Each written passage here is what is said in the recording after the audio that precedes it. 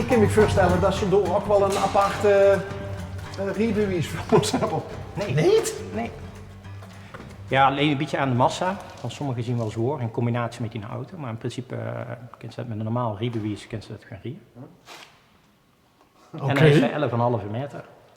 En een bokje achteruit dan? Ja, dat moest oefenen. Dus daar doen we ook een opleiding intern voor om toch mensen door te leren met te rijden. Hoofdwettelijk gezien niet, maar wij doen het wel. Bestond er geen draadloze cameraatjes die ze achterop kunnen plekken of zo? Oh jawel, GoPro's en zo. Ja, dat doen ze ook gewoon. Doen ze ook goed. Nog filmpjes. Ja. Mag ik ook niet zo maken, maar ze ook weer papierwerk, ook weer gecertificeerd doen. Maar het geit. Heb je bij de eigen kisten ook oldtimers? Ja, we hebben een K13. Dan kunnen we daar ook wel eens kijken. Dat is nog linnen, dus de rest is allemaal composiet.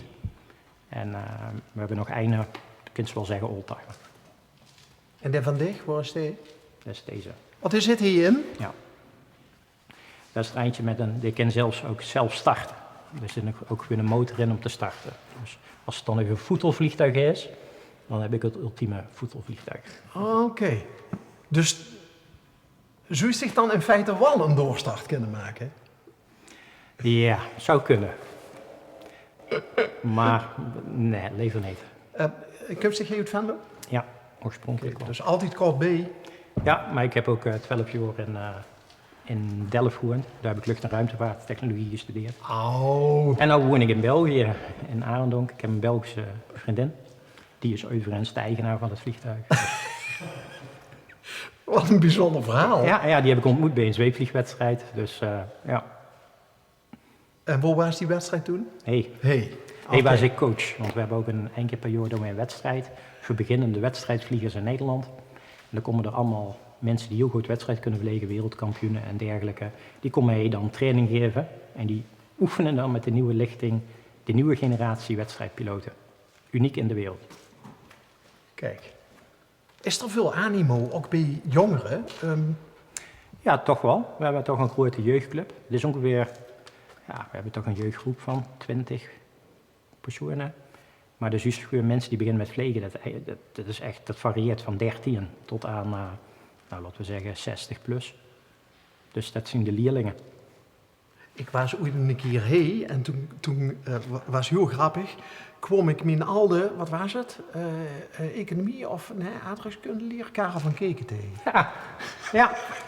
En die was ook op latere leeftijd volgens mij nog begonnen met... Ja. Die heb ik nog lesgegeven. Leuk. Zijn dochter hebben we trouwens ook nog in dit programma gehad, maar dat was weer op een ganz andere plek met een ander thema. Mogen we nog even naar de overkant? Dat is ook ja? niet. Ik weet niet meer hoe. Ik hoor het. Sorry? Welk programma zit jij? Onderweg. Ja, we hebben door ons uitgestonden. Ja, die kiest dat in Bels natuurlijk niet. Die weet dat hij erachter stiert. Ja, oké. En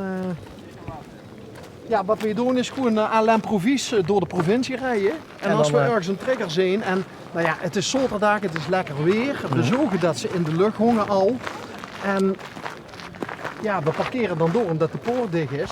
Ja. En ik weet nog dat de vorige keer dat ook een geweldig inspirerend gesprek was met de verkeersvlieger die hier dan ook aan het knommelen was. En al die mensen die delen dezelfde passie, maar die hebben kennis, die hebben verhalen. Ja. Want het is natuurlijk wel, een...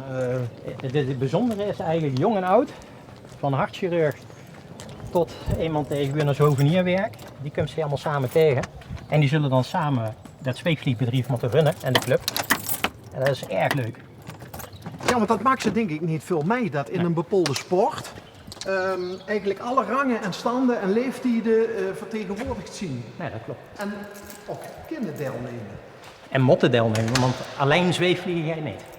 Oh, dus de moest die een stienke bijdragen? Ja, en dat is gewoon echt een vereniging. En kijk, zonder de leerling de lichtguf, dus het startbedrijf mij duidt, kan ik ook niets vliegen. Ja. En de leerling kreeg geen les als ik niet achter in de twee zitten kroep om les te geven. Ja. Dus samen zullen we dat moeten doen. Wanneer ben je besmet geraakt met dat... Toen ik 13 was. Ik zal niet vertellen, of niet vragen wie oud ze is, maar wie lang is dat geleden?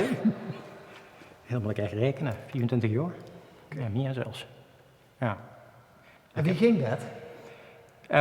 Net zoals GJ rondgereden heb en een vliegtuig zou vliegen, ging ik even fietsen met mijn ouders op de hei, of wandelen, ik weet het al niet meer. En toen kwam er een zweefvliegtuig over. En dat is wat ik wil. Alleen mijn elders kost het toen niet betalen.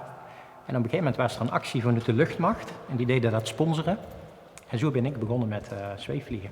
En wie lang zoet er tussen die actie van de luchtmacht en het moment dat je hier op de hei... Ik denk 4 jaar. Oh, en ze 4 jaar moeten wachten voor dat... Ja, maar dat was eerst van druimen, hè? Dat klopt, ja. Sommige druimen die komen nooit uit of hoeven misschien ook niet uit te komen. Alle druimen die ze heeft, anders kent ze niet meer druimen, hè? Als alle druimen uitkomen. Ja, maar als ik toch mag kiezen, alles wat ik druim.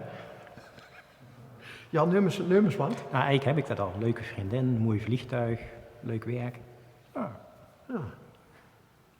Ja, wat zou ze er nog bij willen hebben? Geen idee. Oh, je bent nog een hoes aan bouwen, dus dat is ook nog leuk. Dus, Ook een bels? Ja. Oké. Hé, maar stond hier nou nog ook een... Dikke 13 stuit hij normaal de oldtimer heen, maar dit is bij mij om te vliegen. Dus precies, we hebben hier nog gebroek. Grappig. Dus dit is eigenlijk onze, ja, ik neem dat maar als dit zijn eigenlijk allemaal lesvliegtuigen. De Echo Fox, de Victor November, Victor Romeo, daar gaan ze solo op. Dus dat zijn de vliegtuigen die gebroek weer, als ze noorders op de pier zitten, is leren vliegen. Zeggen ze, nou, gaan we dit alleen proberen, dan gaan ze naar die.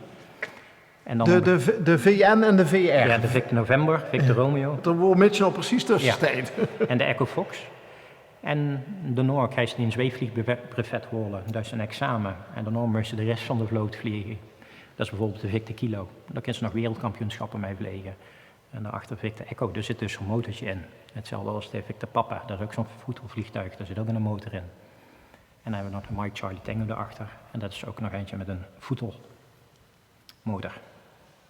Geweldig. Ja. Dit is echt een aanwinst. We hebben een prachtige vloot. Ja. Maar dat kunnen we ook omdat we eigenlijk heel veel zelf doen. Hè. Dus de hangar zelf gebouwd, grotendeels. Maar bijvoorbeeld die lieren, wat ik zo straks zei, de wereldkampioen Sjaak Zelen, die heeft dus gewoon die lieren gebouwd. Van scratch. Echt hoor? Ja. Is dat ook allemaal zelf ontworpen? Ja. En dus er zitten geen cabines van alle, weet ik veel wat, kraanmachines of zo op? Nee, dat is allemaal zelf gemaakt. Maar er zit bijvoorbeeld een as van een trein in. Er worden kabels opgewonden. Speciaal een motor van een DAF-vrachtauto. Maar het is allemaal samengesteld zelf gebouwd. Ook die deuren zijn allemaal zelf op gemak gebouwd. Want dat blauw-geel van die, wie noemt je ze? Dat is een lier, hè? Dat noemen we een lier. Is dat altijd blauw-geel geweest? Dat waren oorspronkelijk onze kleuren. Ja. Ja. Want zo herinner ik me ze altijd ook van. Ja. Als er gevlogen werd, dan zie je ergens op het terrein zo'n blauw-geel. Dat zijn oorspronkelijke kleuren. Als Venlo Club. Nou, bij Venlo Eindhoven zien, hebben we ook een nieuw logo. Ja. Ja. Tweety en Sylvester. Ja, zo heten ze. Maar daar stiert er denk ik nou toch ook in, of niet? Ja, we hebben nog een derde. Die staat op een vrachtauto, die riet zelf. En wie had die? Die heeft geen naam. Die had geen naam. Nee. Dit komt uit de Eindhovense club. Door hebben ze hem nu de naam gegeven. Oké. Nou, Tom en Jerry had natuurlijk ook nog gekend, hè? Ja. Dus ja, dit is... Ja, fenomenaal. En hoeveel man zien er nou in het vliegen? is vandaag een heel klein groepje, want er is afgelopen week kamp geweest. Een voorjaarskamp. En er zijn heel veel mensen geweest. Dus iedereen denkt, waar is een beetje meug van het vliegen. Dus ze zien nou met een man of, ik denk 10. Dus maar heel weinig. Normaal zien we met 30 plus. Wat zien nou de... kijk, want het is niet zonder gevoor, want dan ga je toch met een toestel de lucht in. Dus de moest goed die op die kivive zien. Ja. Dus als een beetje brak is van een feestje door of het tevoren, dan moest ze absoluut niet gaan vliegen? Nee, we hebben een check. Er staat zelfs op iedere checklist die we pakken voor iedere start. Het eerste punt wat erop staat is I'm safe. En eigenlijk checken ze dan een aantal dingen in. Ben ze niet ziek? Gebruik ze geen medicijnen? Is ze geen alcohol? Ben ze wel uitgerust? Ben ik oké om te vliegen? Dat is het allereerste punt voor iedere start die we afvinken. En dat betreft is het gewoon een zero alcohol en voldoende geslopen hebben. En anders ga je ze niet vliegen. En er is voldoende sociale controle om te zorgen dat het ook gebeurt. Ja. Kent je het... hoeveel vleegoren heeft hij? Helpt ze dat bij? Ja, dat is verplicht. Ik denk 2.500, 3.000 oor. Dat is in de rollijke best geweest. Ja. Dat is een hoop. Is het nog steeds zo fijn of hetzelfde, Ja. het gevoel Het als is de eerste anders. keer? Het is compleet anders. Ik weet nog, de mooiste herinnering die ik heb, was de eerste keer dat we het was een lesvlucht, in het Miek, net onder de wolk. En dat ik voor het eerst zeg maar, het gevoel had, ik kan een wolk aanraken. Dat is zo'n magisch moment van wat is een wolk eigenlijk? Het is gewoon een bult vocht die condenseert. En dat is gewoon een plakkaat. En dan komt ze onderaan. Dat vond ik zo machtig mooi. Ja, en later gebeurt het anders. Dan is die eerste buienlijnen wordt ze langsvluchts. En dan vult ze al de energie die erin zit. En naarmate ze langer vluchts, ja, gebeurt dat normaal. Ja, wat ik tegenwoordig erg mooi vind, is grote vluchten met mooi uitzicht. Maar bijvoorbeeld ook lesgeven. En het weer zit dat gevoel was dat de andere veuren datzelfde moment had als ik had. Ja. En dat met die lach boeten kunnen, dat is fantastisch. Overdracht van kennis Ja. ook, hè? Ja,